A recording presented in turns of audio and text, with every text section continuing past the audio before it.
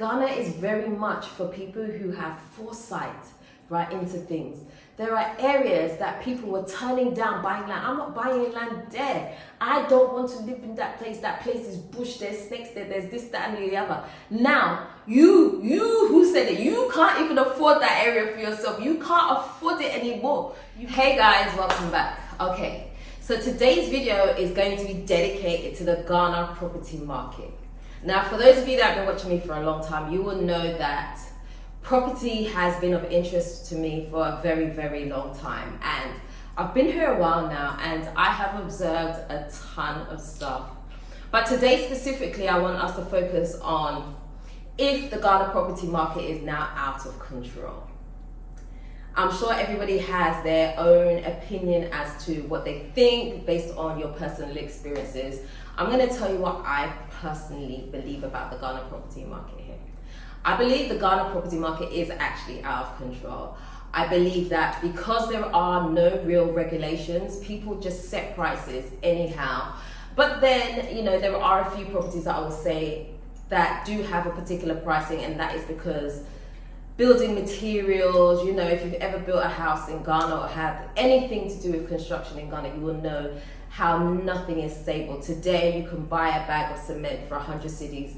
Tomorrow you can buy it for 150 cedis. Like, I mean, I'm just throwing numbers in the air, but nothing is stable. Iron rods, crazy. When I first came to Ghana, iron rods were 1,500 for a ton. I don't even know how much they are.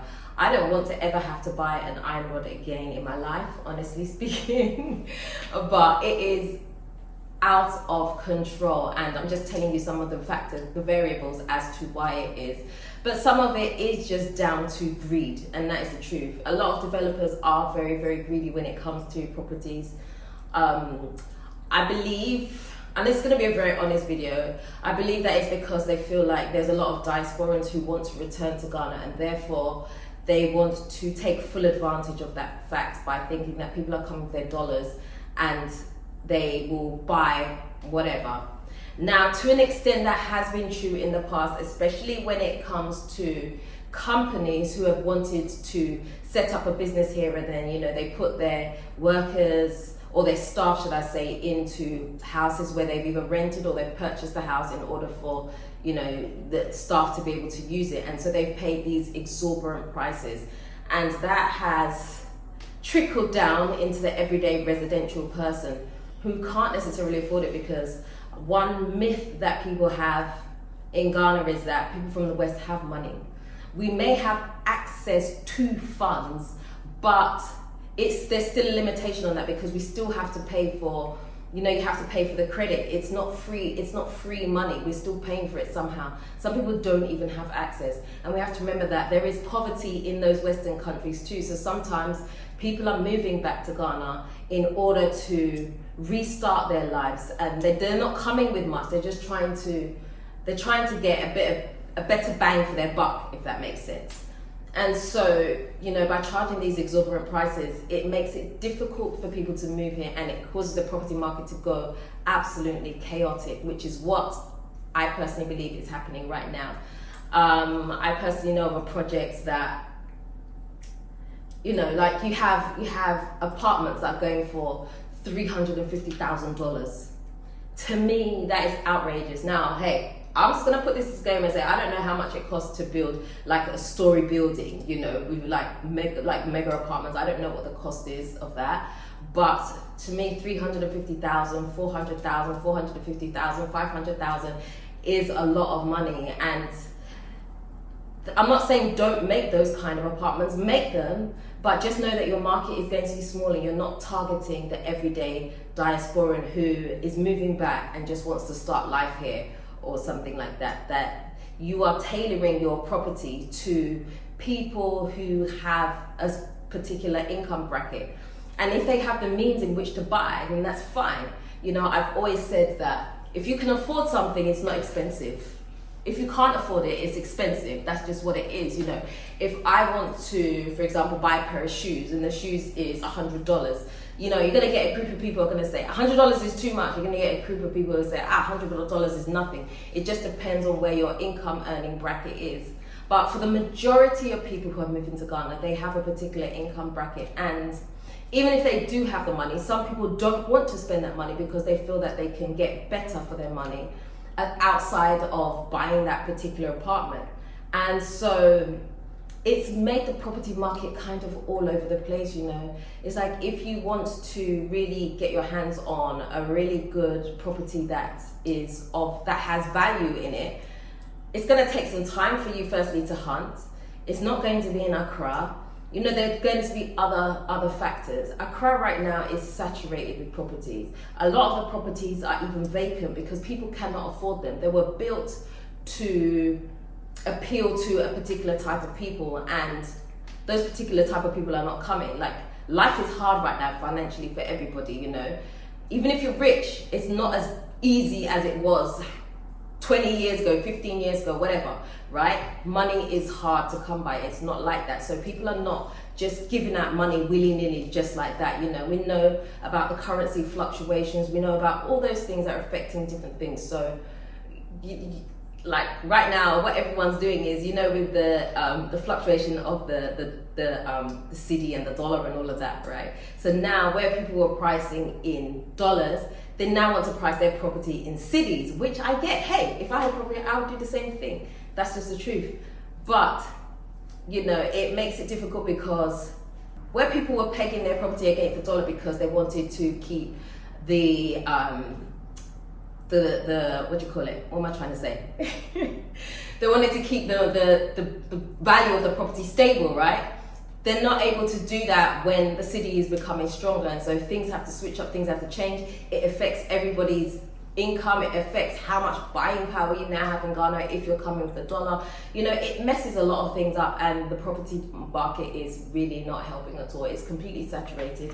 If you want to have a property in Accra, you need to make sure you have the means for that. If you're buying an apartment, you need to think about things like homeowners fee and stuff like that. It is not going... You're not going to get a property for 50,000 cedis, 100,000 cedis, 200,000 cedis, even 300,000 cedis. It's going to be very difficult to get a good standard property in Accra. And I'm talking about main Accra. I'm not talking about the outskirts of Accra where we've tried to extend the border so that Accra is bigger than what it actually is. Everybody wants to claim being Accra. That's another way. Everybody wants to claim being in Accra. And so, like, it's become stretched and stretched and stretched. It's crazy. Like, for me, it's like people that live in East Legon Hills are saying, yes, I live in East Legon. Like, that's not East Legon, that's East Legon Hills. In fact, that's Santo. That's a different place. But, you know, everybody wants to have this claim to where they live, and I don't understand it. But hey, it is what it is. But yeah, so I think the property market is definitely oversaturated right now. And there are certain places that you're just not going to be able to afford. But, you know, if you do some very good research here, you can see there are developers here who are trying to break that. And I believe that some developers really do have that intention of being able to give affordable housing to people, right? Provide affordable housing.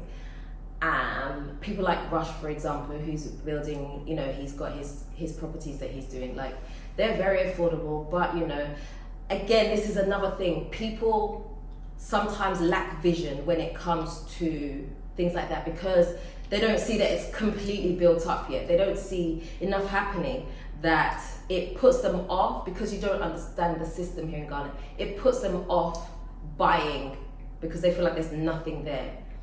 Every area has started off like that. Cantonments was like that. East Legon was like that. All these popular areas started off like that. I've been coming to Ghana since I was a child, and trust me, everywhere was sand. Like, nobody wanted to even live in these so-called prime areas because, you know, it just wasn't like that. We can even look at Chado, for example.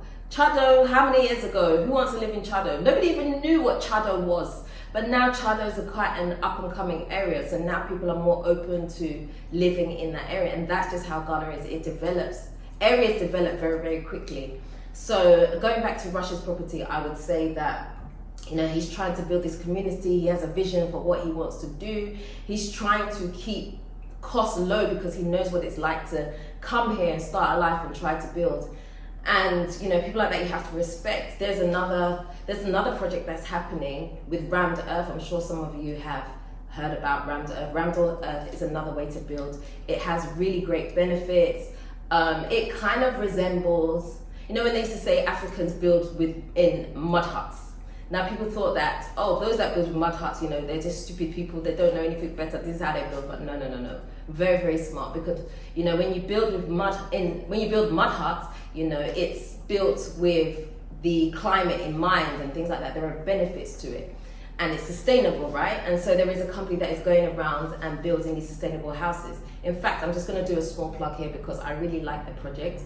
So they will actually build for you. So if you are looking for a property to build on your own land, say you have land in, I don't know, Osu or whatever, and you want to build, they can actually come out and give you build a custom project for you with Rammed Earth. They do have projects around Ghana as well, so if you're interested in that, you can contact me and I'll let you know the details. I'll pass you on to them. Just to give you an idea of price, because every project is going to be different, every house is going to be custom built. You're not going to build a mansion for $100,000. It's just not going to happen, whether it's Rammed Earth or it's not Rammed Earth, right? Okay. They have some one bedrooms that are going for around the $50,000 mark, right? These are one bedrooms. Obviously, as you begin to scale up, the price will go up as well. It's just how it is, more materials, more all of that. And so I really like that development. In fact, they have a project called the Volta Cabins. I don't know if you guys have seen that. I'm going to try and get some pictures. Hopefully I can add it to this video. So you might be seeing the pictures right now. Volta Cabins are beautiful. If you want that luxury feel and you want something different that looks different to the square houses that we all seem to like and build here, then Volta Cabins is great. I will put some details there for you. You can contact me, reach out, whatever. But anyway, so there are developers out there that do actually care about being able to provide affordable homes to people. But it's not easy when there's a lot of competition in the market. It's not easy because often these people that are doing affordable homes don't necessarily have the marketing power in the same way that some of these bigger projects do. So these bigger projects, they have the power to to put all the efforts into marketing. And so these are projects that people are seeing everywhere. You're seeing it on billboards, you're seeing it on ads, you're seeing it absolutely everywhere, and they're dominating the market. But if those are the properties that you're seeing, that is not necessarily all that there is. There are other projects that are around that are more, can be more tailored to your budget, but you have to find them because they're not readily available for you to see because they don't have the necessary marketing power. When it comes to purchasing property in Ghana, there are different ways you can do it. You can go for an uncompleted house and build up, or you can get a house that is not so great and work on it. There are ways around it, but Ghana real estate is not the easiest. It is really not the easiest, honestly.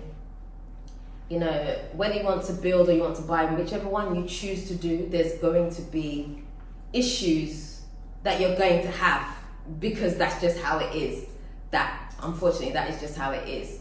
So if you're coming to Ghana, be prepared that if you are looking to purchase a home here, Accra may not be your best bet. You may have to look at other areas. And let me just say, other areas are beautiful. I don't know if you guys have ever been to the Volta region. Volta region, Ada, there are some beautiful places there. Go to Takoradi, there's Kumasi, there's Cape Coast, there's so many different places, and sometimes we're so fixated on being in Accra that we forget to look at those other places, Some of us don't even want to be in the city. We want that country feel. But yet, because we only hear about Accra, we feel like we have to move to Accra, we have to buy a house in Accra, and we put this financial pressure on ourselves in order to just be able to say, yeah, I live in Accra or have access to certain things. But what we fail to realize that in 10 years, 15 years, 20 years, those areas will become developed and they will build up, and you will have access to things just as easily as you will in Accra. Accra wasn't always like this too, I have to say. Accra wasn't always like, there were times I remember like to travel from, say, Labadi going to Adenta, it would take you like 2 hours because the road was so bad. I remember those journeys like pothole after pothole, you know. But over time, things change, and that's the same thing that will happen in these other areas. Ghana's still very, very new, and so things are still developing.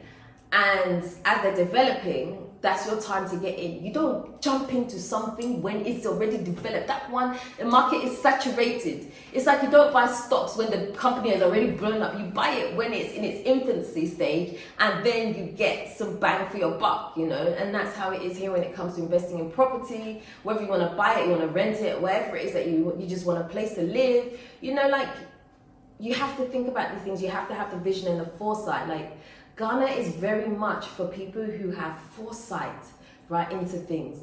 There are areas that people were turning down buying land. I'm not buying land there. I don't want to live in that place. That place is bush, there's snakes there, there's this, that, and the other. Now, you who said it, you can't even afford that area for yourself. You can't afford it anymore. You missed out because you lack the vision.